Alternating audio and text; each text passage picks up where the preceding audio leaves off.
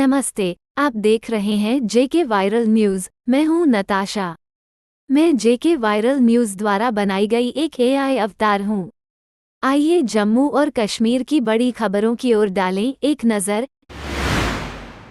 जम्मू कश्मीर के उपराज्यपाल सिन्हा ने कहा, कश्मीरी समझ गए हमारा भविष्य भारत के साथ।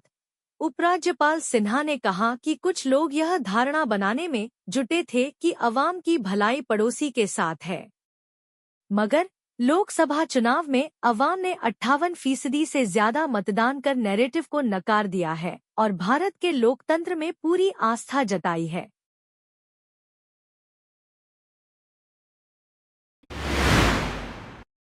जम्मू कश्मीर के उपराज्यपाल बोले, पत्थरबाजी खत्म, गली मोहल्लों में जमहूरियत की बात हमारी उपलब्धि।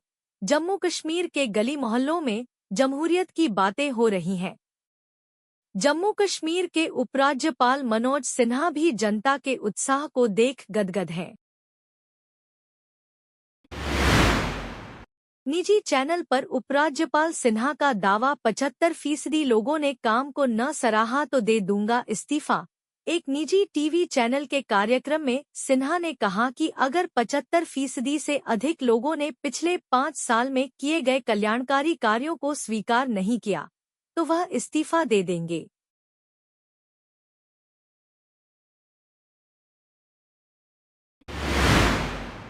डोडा में दर्दनाक सड़क हादसा, 300 फुट गहरी खाई में गिरा ट्रक, ड्राइवर सहित 2 की मौत। जम्मू कश्मीर के डोडा जिले में एक दर्दनाक हादसा हुआ जिसमें एक ट्रक सड़क से फिसलकर 300 फुट गहरी खाई में गिर गया। इस हादसे में ड्राइवर और उसके सहायक की मौके पर ही मौत हो गई। मृतकों की पहचान मोहम्मद आसिफ और अमीर अहमद के रूप में हुई है। पुलिस ने मामला दर्ज कर जांच शुरू कर दी है। अनुच्छेद 370 खत्म होने के बाद no terrorism only tourism, CM Pushkar Dhami ने की तारीफ। जम्मू कश्मीर से अनुच्छेद 370 हटने के बाद से ही वहां विकास की गंगा बह रही है। पर्यटकों की आमद में भारी इजाफा हुआ है। अब वहां सिर्फ पर्यटन है, आतंकवाद नहीं। उत्तराखंड के मुख्यमंत्री पुष्कर सिंह धामी ने सांबा में एक जनसभा को संबोधित करते हुए यह बात कही। पत्थरबाजी की घटना नहीं होती है, बाजार खुले रहते हैं और पर्यटकों की संख्या में दिन प्रतिदिन बढ़ोतरी हो रही है। यह पहली बार है जब जम्मू और कश्मीर में चुनाव धारा 370 के बिना हो रहे हैं, जिसका सकारात्मक प्रभाव हमने अभी 2024 का जो आम चुनाव लोकसभा का चुनाव हुआ है उस चुनाव में देखा है।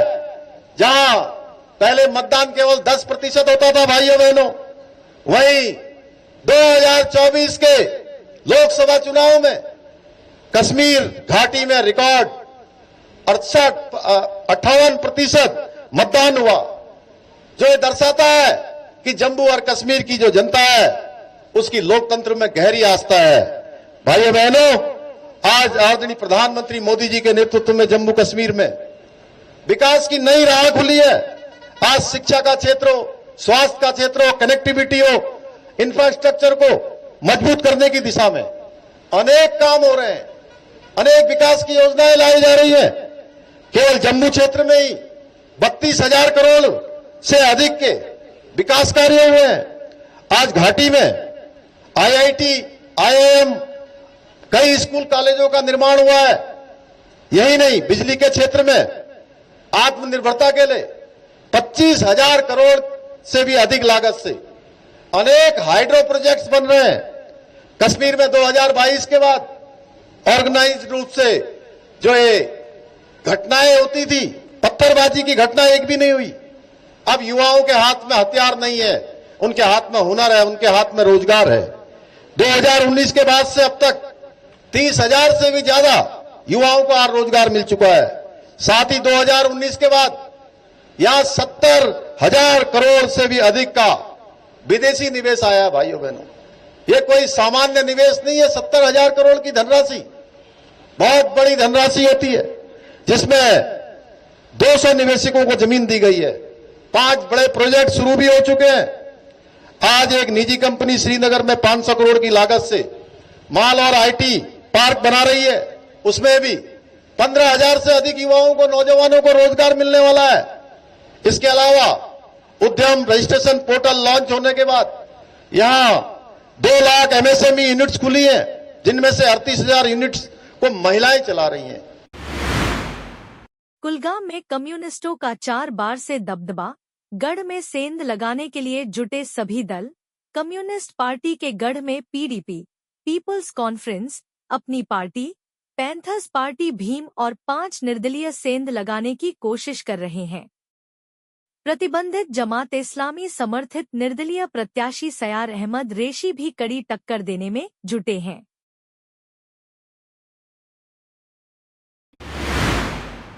जम्मू में नशे के खिलाफ बड़ी कार्रवाई। कुख्यात नशा तस्कर जावेद अब्दुल की 1 करोड़ की संपत्ति कुर्क, नोटिस चस्पा।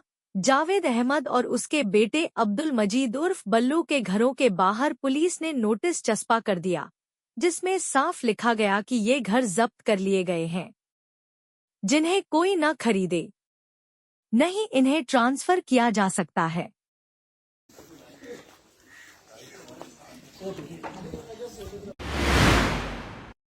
जिले में नामांकन प्रक्रिया पूरी।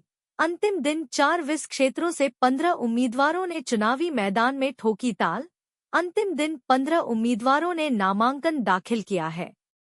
जिले की 4 विधानसभा सीटों के लिए कुल 39 उम्मीदवारों ने ताल ठोकी है, जिनमें 11 निर्दलीय उम्मीदवार शामिल हैं। इनमें सबसे अधिक उधमपुर पश्चिम से 5, पूर्व में 4 और चिनैनी विधानसभा सीट से 2 हैं।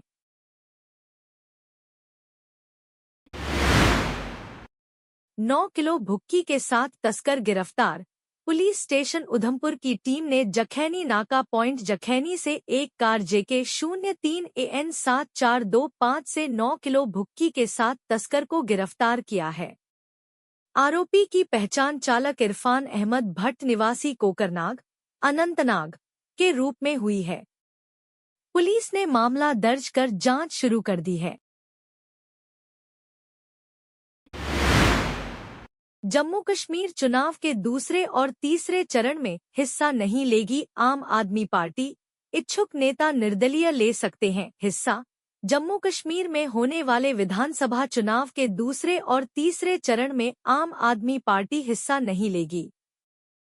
पार्टी का कहना है कि अगर कोई व्यक्ति निर्दलीय चुनाव लड़ना चाहता है तो वह लड़ सकता है। पहले चरण के तहत पार्टी की तरफ से जिन उम्मीदवारों के नाम घोषित किए गए हैं, वे सभी चुनाव लड़ेंगे।